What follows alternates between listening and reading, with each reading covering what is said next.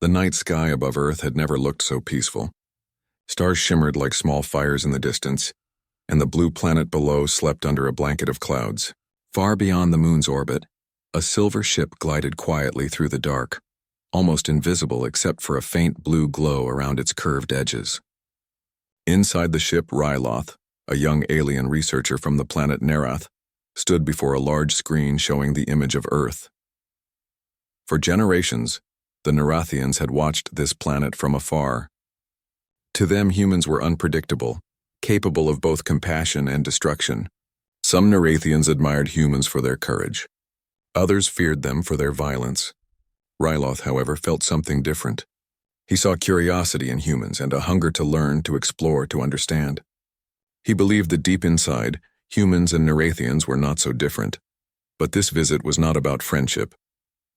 The Council of Observation had ordered Ryloth's team to visit Earth as guests, to test the guests' right, an old tradition among their kind. The rule was simple. Any species that welcomed a Nerathian guest peacefully would earn the Council's protection. Any species that rejected or harmed them would be left to their fate, or worse, be classified as a threat. Ryloth wasn't sure what he would find. The ship descended quietly through the clouds, disguised from radar by advanced cloaking fields. It landed in a forest clearing somewhere in the northern part of Earth, far from any cities. Ryloth stepped out, feeling the soft earth beneath his boots. The air smelled fresh and full of life. His eyes, glowing faintly green, scanned the tall trees and shadows. He whispered to himself, "So this is Earth. Beautiful, but uncertain." He activated his translator, a small crystal on his wrist, and began walking toward the lights he saw in the distance. The lights belonged to a small town named Brookpine, a quiet human settlement where people still trusted each other, where life was simple and slow. The perfect place, he thought, to begin his test. In Brookpine, Emma Carter was closing her bookstore when she saw something strange from the window, a flash of blue light deep in the forest. For a moment she thought it was lightning, but the sky was clear. Her heart raced. She was curious but cautious. She had always been fascinated by the stars and the idea of life beyond Earth. Maybe, she thought, tonight was the night her dream would come true. She grabbed her flashlight and jacket and walked toward the forest trail. The night was quiet, except for the soft crunch of leaves under her boots. As she reached the clearing, she froze. There, standing near a glowing rock-like structure, was someone, or something, unlike anyone she had ever seen. Ryloth turned when he heard her approach. His first instinct was to hide, but then he remembered his mission: to meet, to observe, to be a guest. Emma's voice trembled slightly. Who are you?" Ryloth tilted his head. His translator crystal glowed softly, turning his alien words into English. "I am Ryloth. I come from far beyond your skies. I mean no harm. I seek only to understand your world." Emma blinked in disbelief. "You're an alien?" Ryloth nodded calmly. "On my planet we call your people the Watchers. You look at the stars with hope. That is rare." Emma's fear slowly turned into wonder. She took a cautious step closer.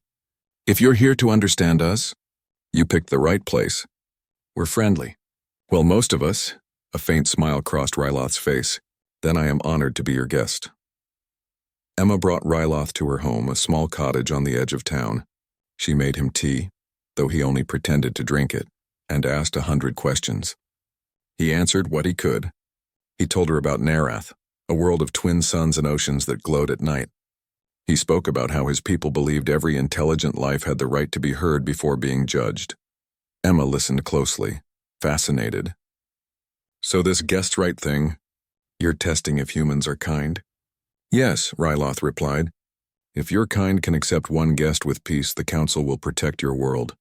But if humans choose fear over reason, I may be the last guest who comes." Emma grew quiet. She thought of wars, greed, and division among her people. "We're not perfect, Ryloth, but we try. Maybe that's what matters." Ryloth looked at her, his eyes glowing softly in the dim light. Trying is the first sign of wisdom. For the first time, Ryloth felt something unusual. Trust. He had studied thousands of worlds, but no other species had made him feel welcome. In Emma's home, surrounded by books and warmth, he felt something his kind had almost forgotten: hope. The next morning, Emma took Ryloth outside. He wore a long coat and hat to hide his appearance, though his glowing eyes still shone faintly beneath the brim. She showed him the town, the people, the laughter, the kindness.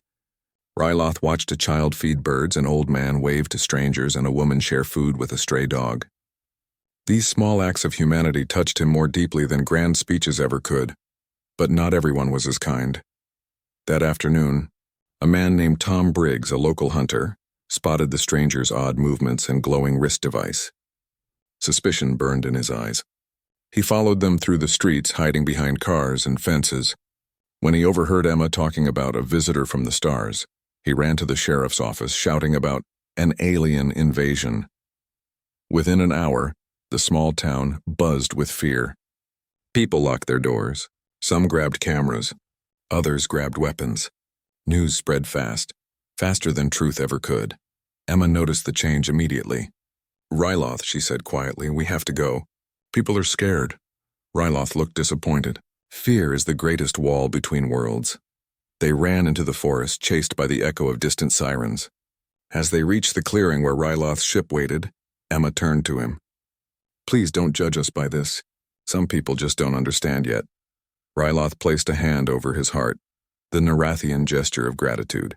"You showed me kindness when others showed fear. I will remember that." The sound of engines roared in the distance. Flashlights flickered through the trees. Emma's heart pounded. "Go before they find you." Ryloth looked at her one last time. "You are the proof I needed, that humanity still has light." He stepped into his ship, which began to glow brighter as it lifted off. The wind blew through the trees as Emma shielded her eyes.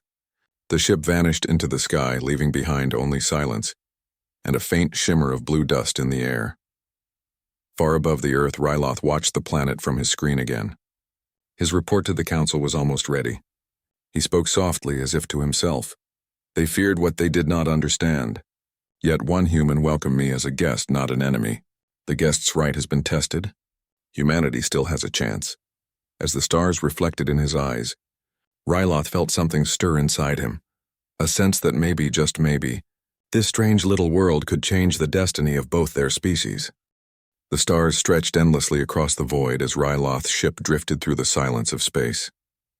His mission was complete, yet his heart felt heavy. He had seen both the best and worst of humanity, kindness in Emma's eyes and fear in the hearts of others. Inside the ship, he prepared his report for the Council of Observation. The holographic interface glowed softly as he recorded his findings. Subject: humans of planet Earth. Result: mixed. They are driven by curiosity but also by fear. One human, Emma Carter, displayed compassion and trust. Others reacted with aggression and suspicion. The guest's right was both honored and broken. He paused, his voice trembling slightly. Recommendation: further observation is needed. Humans should not be judged by fear alone. When he finished, the report transmitted through quantum channels to the distant world of Nareth. Within hours, the council would review it. 12 wise Narathians, each representing a different science or philosophy. But Ryloth knew what they might say. Narath had become cautious in recent centuries. They had seen too many young species destroy themselves. Many believed that no world still deserved the guest's right. Ryloth feared they would declare humanity unstable and forbid any further contact. He leaned back, staring at the holographic stars around him. "Emma believed in us," he whispered. "If I give up now, I betray that trust." Meanwhile, back on Earth, Emma Carter sat on her porch staring at the empty sky. It had been 3 nights since Ryloth left. The local authorities had questioned her, but she said nothing about the alien visitor. She told them she had only seen a meteor. Deep inside, though, she felt an ache, a strange sadness mixed with wonder. Every night she hoped she might see that blue light again. She missed his calm voice, his gentle way of observing everything as if every tree and star carried meaning. Then one evening, as she was closing her shop, a strange vibration filled the air. The lights flickered. The ground trembled for a moment. Emma looked up and gasped. In the dark sky above the forest, a new light appeared. Not blue this time, but white, like lightning frozen in the air. She whispered, "Ryloth?" But this ship was not his. High above Earth, 3 Narathian ships emerged from hyperspace. Their shapes were like silver wings, sharp and elegant. On board the lead vessel sat High Observer Thalor, an elder of the council. He had read Ryloth's report, and he did not approve. To him, humans were reckless. They polluted their air, fought endless wars, and feared anything different. He believed the guests' right had been wasted on them. "Activate descent protocols," Thalor ordered. "We will collect Ryloth and end this experiment."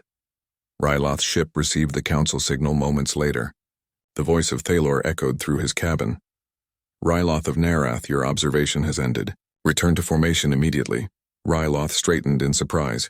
"High Observer Thalor, you came personally?" "Indeed," Thalor replied coldly. "Your compassion clouds your judgment. The humans are not ready. Their fear proves it." Ryloth clenched his fists. "With respect, High Observer, one human showed me more courage than I have seen in years. She welcomed a stranger without knowing who I was. Does that not mean something?" Thalor's tone hardened. "One act of kindness does not erase a world's chaos. We cannot risk revealing ourselves further. You will return home at once." The communication ended abruptly. Ryloth sat in silence, frustration building inside him. He looked again at Earth, spinning peacefully, unaware of how close it was to being abandoned. He whispered to himself, "If the council won't listen, then I will show them." He set a new course and back toward Earth. Down below, Emma stood in the forest clearing once again, her heart pounding as she saw the familiar blue glow break through the clouds.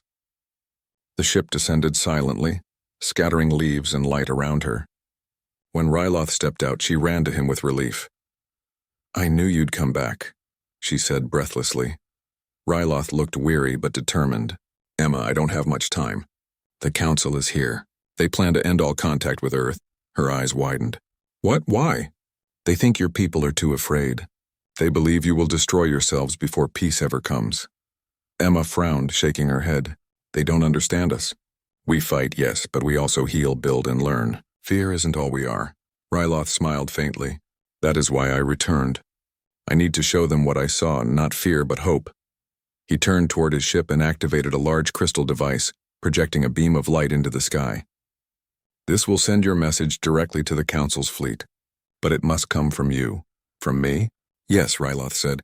"Only a human can speak for humanity." Emma hesitated. "What if they don't listen?" "Then," Ryloth said quietly, "I will make them listen." Moments later, above Earth, the 3 council ships received a sudden transmission. A human woman's voice translated perfectly into their language. "My name is Emma Carter. I don't speak for all humans, only for what I believe is possible. We're not perfect, but we care, we dream. We build bridges between fear and understanding. If you came here to test us, then see not what we fear, but what we hope for. You came as guests, and guests deserve kindness. But we too ask for a chance to grow." Her words echoed across the fleet's chambers. Thalor watched silently as the other counselors exchanged glances. There was something powerful in her voice, something rare and genuine. Ryloth then appeared beside her in the projection. "High Observer, these are not beasts of war. They are learners, dreamers. If we abandon them now, we deny the very purpose of the guest's right, to guide, not to judge." Thalor's voice was calm but firm. "You risk much, Ryloth. You speak against the council." Ryloth met his gaze without fear. "I speak for what is right." A long silence followed. Finally, Thalor rose from his seat. "Very well. Earth shall remain under probation. No invasion, no contact, but no destruction either. The guest's right remains unbroken for now." Ryloth bowed slightly. "Thank you, High Observer." The communication ended. Emma looked at Ryloth, relief washing over her. "Did it work?" "Yes," he said softly. "For now. Your world has been given time." The night grew calm again as the council ships faded into the sky. Ryloth stood beside Emma, watching the stars flicker. "So that's it?" she asked. "You go back and we just wait?" Ryloth looked thoughtful. "Waiting is part of growing. Your people must find their own path. The next time we return, it will not be a test, and it will be a friendship." Emma smiled sadly. "I'll hold you to that." He reached into a small pouch and handed her a crystal, the same kind that powered his translator. "Keep this. It will let me hear you across the stars, but use it only when your world is ready." She held the glowing crystal close, its light warm against her hand. "How will I know when that is?" Ryloth smiled gently. When fear no longer speaks louder than kindness, he stepped back toward his ship. The ramp lifted slowly as Emma watched, her eyes filled with both pride and sorrow. The blue light rose once again into the dark, disappearing among the stars. For a long time, Emma stood there clutching the crystal, feeling both small and infinite beneath the endless sky. Somewhere out there, her friend from another world carried her voice, a simple truth that might one day change the fate of two species. Far away on his journey home, Ryloth looked at the message once more. The recording of Emma's words shone softly in the ship's memory core. He played it again, listening to her calm voice echo through the silence of space. He whispered, "You gave me hope, Emma. Maybe that is what the guest's right was meant to find." Outside, the stars continued to shine, countless worlds, countless chances, and among them, one small blue planet still waiting for the day when its guests return. Years had passed since Ryloth's first visit to Earth. The world had changed, slowly, quietly, in ways that were almost invisible to most people. Cities had grown taller, technology smarter, and people more aware of one another. Conflict still existed, but the seeds of understanding had been planted. For Emma Carter, those years had been a time of patience and hope. She had kept the small glowing crystal Ryloth had given her close, often holding it during quiet nights under the stars. Sometimes she could hear faint echoes of his voice, reminders that she was not alone in her hope for humanity. And now, on a clear night, the crystal began to glow brighter than ever. Emma stepped outside her home in Brookpine, heart racing. She had almost forgotten the nervous excitement of that first night years ago, but tonight the air felt different, heavier yet full of possibility. A beam of soft blue light appeared in the distance, growing brighter with each second. Emma gasped. It was him. Ryloth's ship descended through the atmosphere as if the years had not passed. The ramp lowered slowly and he stepped out, older now but still glowing faintly, still carrying the calm presence she remembered. "Ryloth," Emma cried, running toward him. "You kept your promise," he said softly, smiling. "And so did your world." Emma looked around. She had been worried that humanity might not be ready, that fear would once again overshadow kindness. But everywhere she looked, she saw subtle signs of change. People walked without anger, helped strangers, and treated the earth more gently. Communities had grown closer, not further apart. Humanity had learned, and Ryloth could feel it. Ryloth's communicator hummed, and the familiar voice of High Observer Thaler came through. "Ryloth of Nareth, I see you have returned. The Council has reviewed the progress of Earth. It seems your faith in humanity was not misplaced." "Yes, High Observer," Ryloth replied. "Your rules of observation have been met. Earth has changed. I believe the guest's right can now be fully recognized." Thaler's tone softened. "Very well. The Council will descend. You may guide them, but remember, even the smallest misstep may test the guest's right once more." Ryloth nodded and turned to Emma. "They will arrive in hours. Will you help me show them the best of humanity?" Emma hesitated, then smiled with quiet determination. "I'll do whatever it takes." Together they prepared for the Council's arrival. Emma contacted local leaders, educators, and peacekeepers, people who shared her vision of humanity as curious, kind, and capable of growth. Soon a small group of humans gathered in the forest clearing where Ryloth had first landed years ago. They waited quietly, ready to speak for their world. Above Earth, 3 silver Narathian ships emerged from the stars. Their presence was massive and awe-inspiring, but they emitted no weapons or threat. The first ship descended to hover just above the clearing, its polished surface reflecting the moonlight. Ryloth stood beside Emma as the hatch opened. High Observer Thalor stepped out, followed by 2 other elders. Their eyes glowed faintly like Ryloth's own, but their expressions were unreadable. "Greetings, humans of Earth," Thaler said, his voice calm but powerful. "We have come to evaluate whether your species has earned the guest's right fully. Show us what you have learned." Emma stepped forward. She held the crystal high, its light shining brightly. "We have learned," she said clearly, "that fear is a choice, and so is kindness. We choose kindness. We choose understanding. We work together. We care for one another and for this planet, and we are ready to welcome guests as friends, not as threats." She motioned to the people gathered around. Teachers, scientists, children, farmers, and healers. Each spoke briefly, sharing stories of compassion, cooperation, and courage. One child spoke of planting trees to save wildlife. A teacher described teaching children about respect for all life. A nurse told of caring for those who had no one else. Ryloth watched, heart swelling. This was what he had hoped to see, not perfection but genuine effort, empathy, and growth. Thalor listened carefully. For the first time in decades, he saw humans not as chaotic or dangerous, but as learners, dreamers, and creators. He turned to the other elders. Perhaps we were too hasty in our judgments, he admitted quietly. The counselors walked among the humans, observing their actions. One elder reached out to touch a small child's hand, and the child smiled without fear.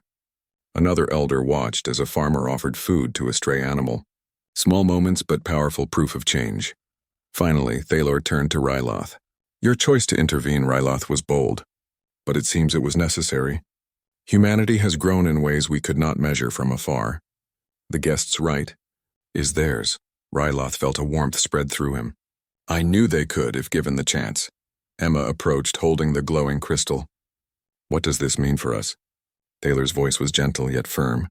It means that Earth is no longer merely a subject of observation. You are now recognized as friends. Your species may continue to learn, to grow, and to host us as guests. But remember this, the guest's right is a responsibility, not a reward. You must protect it and honor it, Emma nodded. We will. We promise. The council elders raised their hands in unison, a gesture of approval among their kind. Light shimmered across the clearing as their energy fields blended with the humans' own efforts of care and cooperation. In that moment, Earth felt small and infinite at the same time, a world capable of hope, capable of trust, capable of connection. Ryloth turned to Emma, his eyes glowing faintly green. This is the beginning, he said. Not just for humans, but for all of us. Together we can build bridges across the stars. Emma smiled, holding the crystal close. Then let's start building. The Narathian ships lifted once more, leaving the clearing peaceful. But this time there was no fear in the air, only promise. People returned to their homes with new hope, inspired by the knowledge that their world had been seen, judged, and recognized for its potential. Over the years that followed, humans and Narathians began to communicate openly. Exchanges of knowledge, culture, and art enriched both species. Children grew up hearing stories of Ryloth and the guest's right. Teachers spoke of empathy and understanding as not just moral lessons, but as vital tools to ensure humanity's survival and growth. Emma, now older, often walked in the forest clearing at night. She would look at the stars, thinking of Ryloth and the council, and sometimes she could still hear the faint echo of his voice from the crystal, reminding her and all of humanity of a simple truth. Fear may visit, but it does not have to stay. Choose kindness, choose understanding. That is the guest's right. And above the sky, among the stars, Ryloth and his people watched, proud, patient, and hopeful, knowing that humanity had passed the test not through perfection, but through choice. The guest's right had been honored, Earth had been given a chance, and a bond between worlds was born. The stars shimmered brighter that night, as if applauding a small planet that had finally understood that being a guest and welcoming one was one of the greatest responsibilities a species could have.